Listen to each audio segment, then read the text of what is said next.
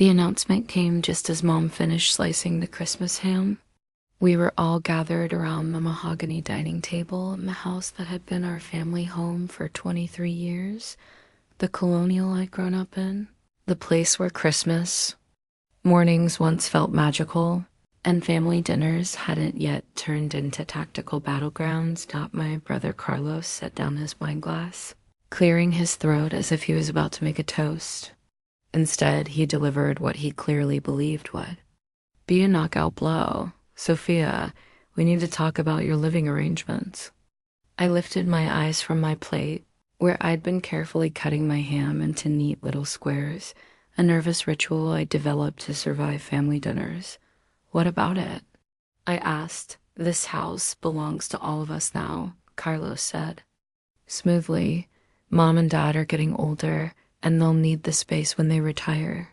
You've been living here rent-free for 2 years, and honestly, it's time you got your own place. Mom gave a grave nod. We think it's the right thing for you, sweetheart. You need to learn independence. Dad chimed in as well.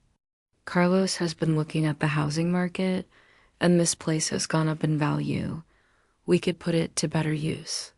I placed my fork down. Better use. I repeated.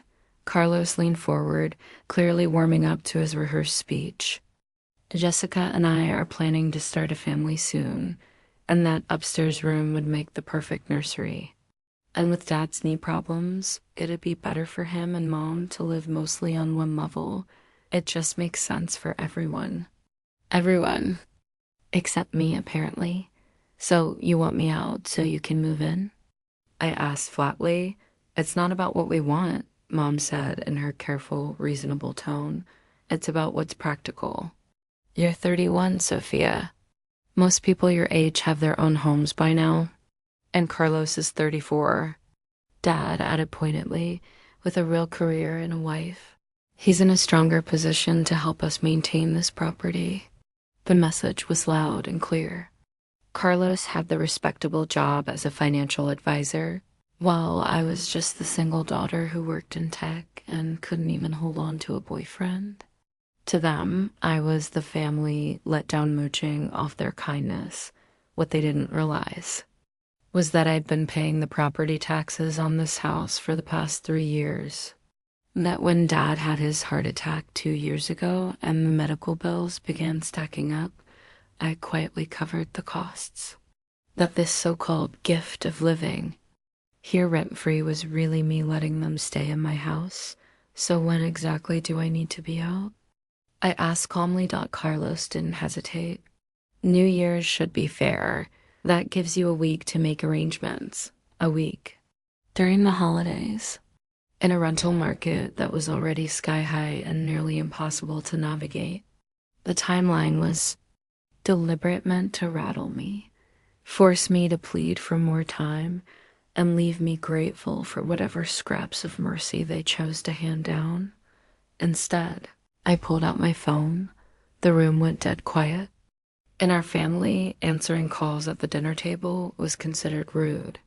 But I was past the point of caring about their rules. Who are you calling? Mom asked. I raised one finger as the call connected. Martinez Security Services. This is David. David, this is Sophia Martinez. I need a team dispatched to the Oakwood Drive property immediately. Yes, Miss Martinez. What's the issue? Trespassing.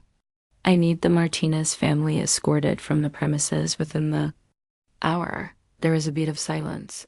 The Martinez family, ma'am? That's correct. Carlos Martinez, Richard Martinez, and Elena Martinez. They're in the main house and need to be removed. Understood. We'll have a team there in 20 minutes. I ended the call, placed my phone neatly beside my plate, and went back to slicing my ham. The silence around the table stretched for nearly a full minute. Carlos stared at me as though I'd sprouted a second head. Mom looked both bewildered and offended. Dad was doing that thing he always did, blinking rapidly, like his mind couldn't quite process what he was hearing. Sophia, Mom finally spoke, her voice sharp. What was that supposed to mean? I called security to have you removed from my property. Your property? Carlos scoffed, though the laugh sounded hollow. Sophia, this house has been in our family for over 2 decades. Just because you've been staying here doesn't make it yours. Actually, it does. I reached into my purse and pulled out a folder I'd been carrying around for weeks. Not because I had planned for this exact moment, but because I hadn't known how or when to break the truth to them. I placed the folder on the table, opened it, and revealed the very first page, a property deed with my name on it. This house was transferred to me 3 years ago, after you defaulted on the mortgage. Dad's complexion drained of color. That's not possible. We've never defaulted on anything. Dad, you stopped making payments in March of 2021 when the medical bills started piling up. By December, you were 6 months behind and on the verge of foreclosure.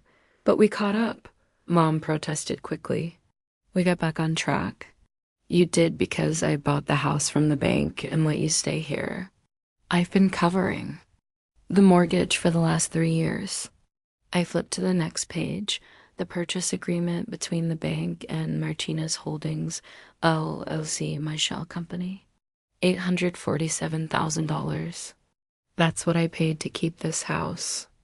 And the family. Carlos snatched the documents, skimming the pages in disbelief.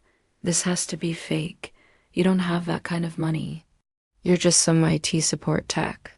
I work in cybersecurity consulting, I corrected him evenly. My firm has contracts with 17 Fortune 500 companies and 12 government agencies. Last year alone, our revenue was $42 million. The words lingered in the air, heavy and suffocating. 42 million, Dad whispered. That's gross revenue, not profit, but yes. That's impossible, Carlos muttered again, though the certainty had faded from his voice. If you're that wealthy, then why stay here? Why drive that beat-up Honda? Why dress like you shop at discount stores and act like you're barely making ends meet? I had been asking myself the same questions for months. Why had I kept up the facade? Why had I let them believe I was struggling when in reality I could have bought and sold everyone they knew without blinking? Because I wanted to see who you really were, I said at last. I needed to know if you valued me or just the control you thought you had over me. The truth was far more complicated, but that was all I was willing to reveal at Christmas dinner my company had started almost by accident. I was a cybersecurity analyst at a mid-sized firm when I discovered a vulnerability in a client system, one that could have cost them millions. Instead of just filing a report, I designed a security framework that fixed the flaw and prevented an entire category of future attacks. The client was so impressed they asked me to overhaul all their systems. Then they referred me to their parent company, then to their partners. Within 18 months, I had more work than I could manage and was hiring specialists to share the load. The money began pouring in after that. Cybersecurity consulting isn't glamorous, but it's indispensable. Companies pay top rates for someone who can solve their problems rather than simply identify them. My team specialized in spotting weaknesses before hackers did, and our record was flawless. But success in this field comes with a price. Visibility makes you a target. So I kept my profile low, drove a forgettable car, lived simply, and let everyone, even my family, believe I was scraping by. The irony was cruel. While I built a multi-million-dollar business, my family was drowning under Dad's medical costs and the chaos that followed. I could have stepped in openly, but whenever I tried to bring up money, they brushed me off or insisted they were handling it. So I helped in silence. I bought the house to prevent foreclosure, but let them think they'd negotiated with the bank. I paid Dad's medical bills under the guise of a charity fund that was really just me. I made sure Mom's car passed inspection by having my mechanic repair it and bill it to a fake warranty plan. I told myself it was generosity. Looking back, I know it was fear. It was easier to support them from the shadows than to admit what I had built and how much that shifted the balance in our family. Sitting at the Christmas dinner table, listening to them casually discuss throwing me out of my own house so Carlos could move in with his wife and their imagined children, I realized it was time to have a long overdue conversation. Sophia, Mom said cautiously, if this house belongs to you, why didn't you ever mention it? When was I supposed to? I asked. When you asked about my job, and I told you I work in cybersecurity consulting, and you just smiled and said, that sounds nice, dear, before quickly changing the subject. When Carlos cracked jokes about me being the family's resident computer nerd, or maybe when you all assumed the only reason I was living here was because I couldn't afford my own place. We didn't assume that, Dad started. Dad, you literally told me just last week that most people my age already have their own homes. And then you said Carlos was in a better position to maintain this one. For 3 years, you've believed I was nothing more than a financial drain, when in reality, I've been the one keeping this family financially afloat. Carlos sat frozen, staring at the property deed in his hands like he could somehow erase it with his glare. Even if this is legit, he muttered, you can't just toss us out. We live here. We have rights. Actually, you don't, I replied calmly. For 3 years, you've lived here as my guests. I never charged you rent, never signed a lease, never gave you any legal tenancy, which means by law, you're simply visitors who've overstayed their welcome. The doorbell rang. That'll be security, I said, pushing back. My chair. David is always right on time. I opened the front door to 3 men in black uniforms, their shoulders marked with Martinez Security Services patches. Leading them was David, a former police officer I'd hired to oversee security for my business. His team specialized in protecting high-value clients and handling sensitive situations discreetly. Good evening, Ms. Martinez, David greeted. You've got a trespassing issue 3 individuals inside who've refused to vacate. Do you want them removed immediately, or would you like to give them time to gather their belongings? For a moment, I imagined making them scramble to pack everything in 20 minutes, the same sense of panic they'd tried to force on me with their New Year's deadline. But sinking to their level would make me just as petty. Give them until tomorrow evening, I decided. They can take anything personal to them, but the furniture and household items stay here, and the vehicles in the driveway. The BMW and Mercedes can leave. The Honda stays, it's mine. David nodded and headed for the dining room. I followed, curious to see how my family would handle being evicted in the middle of Christmas dinner. The 3 guards stepped into the doorway, their presence instantly shifting the room's atmosphere. Carlos rose halfway, chest puffed as if ready to fight, but Jessica clutched his arm and pulled him back down. Mr. and Mrs. Martinez, David said politely. I'm David Chin with Martinez Security Services. You're currently trespassing on private property and must vacate the premises. This is absurd, Dad protested, but the authority in his voice was gone. This is our home. According to county records, David replied evenly, this house is owned by Martinez Holdings, LLC. Ms. Martinez is the authorized representative, and she's requested your removal. Mom looked at me, desperation flickering in her eyes.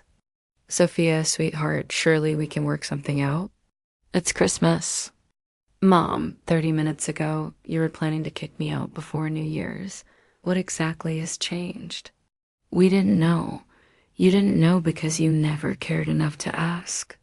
You assumed things about my life, my work, my worth, and this family. And because of those assumptions, you decided I was expendable. Carlos finally found his voice. Fine, let's say you really do own this place. Let's say you even have a business. That doesn't give you the right to tear. this family apart. I'm not tearing anything apart, Carlos, I said firmly. I'm setting boundaries. You wanted me gone, so I'm granting your wish. The only difference is it's you who'll be leaving. And where exactly are we supposed to go? He shot back. The same place you expected me to go, I answered. Figure it out. David stepped forward. You have until 6 p.m. tomorrow to remove your personal items.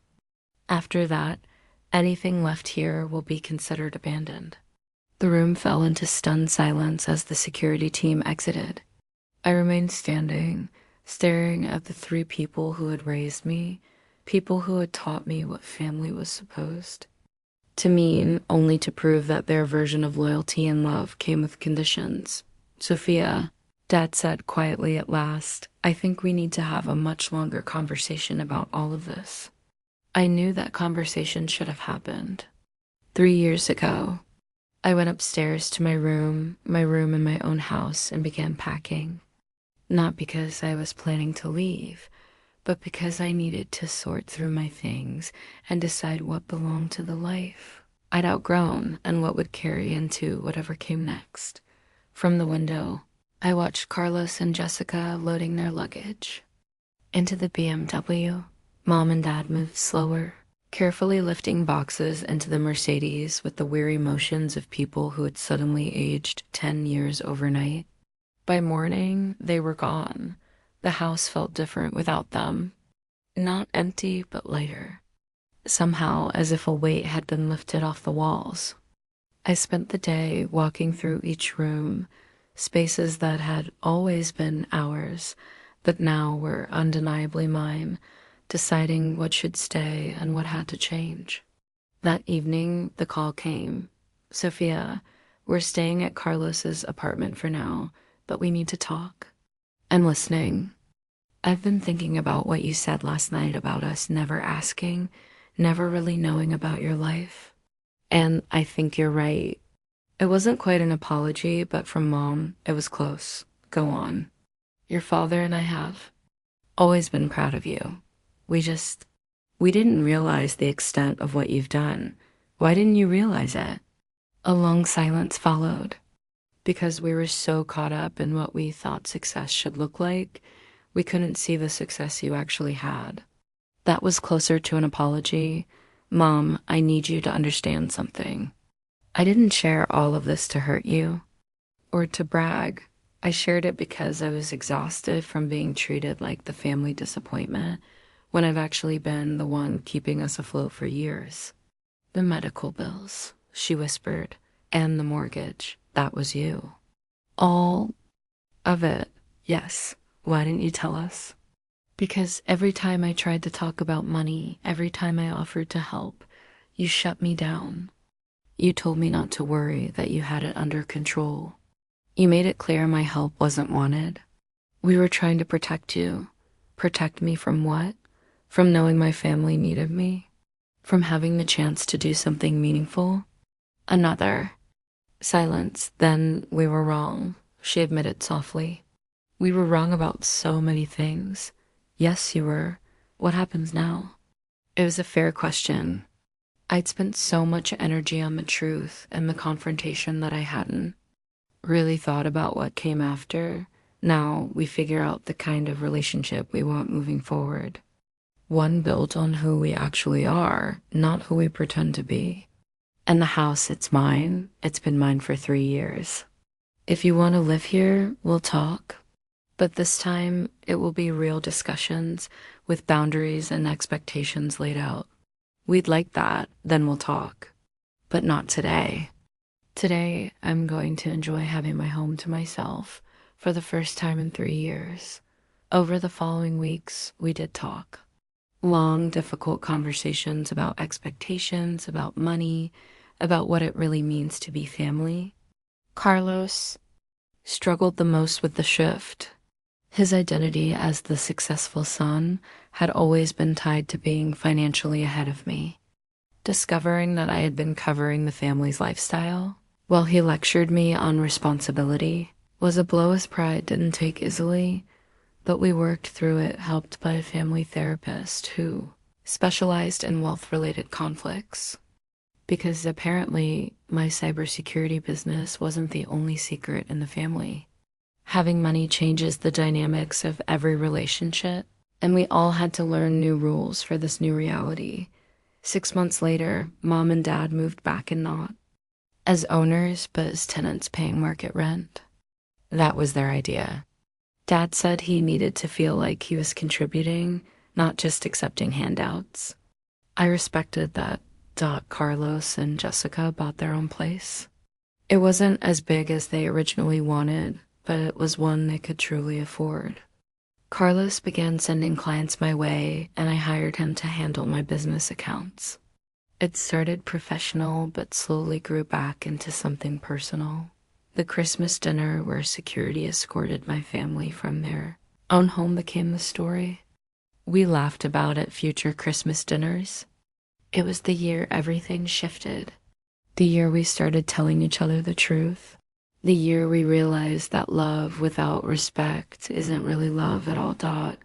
And every Christmas since, gathered around the same mahogany table in what is now unmistakably my home, we remind ourselves that the most valuable gifts aren't wrapped in boxes. They're the truths you finally choose to share.